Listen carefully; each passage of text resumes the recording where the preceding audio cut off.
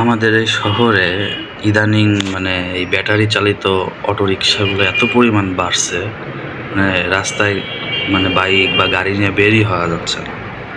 এরা একে তো যানজট সৃষ্টি করতেছে, এদের অদক্ষ চালকদের যে বিমানের গতি, আর এরা তো ট্রাফিক আইন সম্পর্কে কোনো ধারণাই রাখে না, রাখলেও খুব কম সংখ্যক এই পাইলটরাই ধারণা রাখে ট্রাফিক আইন সম্পর্কে।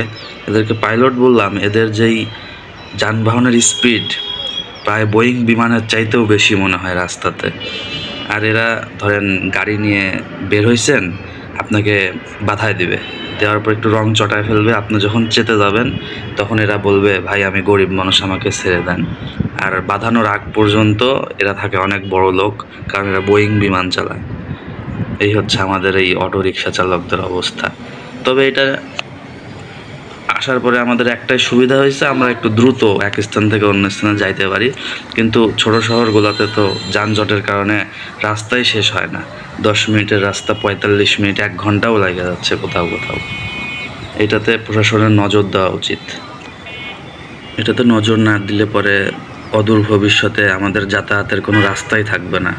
এরা বাড়ির ভেতর দিয়ে চলাচল করবে, কারণ এদেরকে কিছু বলা যাবে না, সিম্প্যাথি দেখাবে। মানে অবশ্য তাদেরও ঠিক, তারা কি করে খাবে, কর্মসংস্থানের অভাব।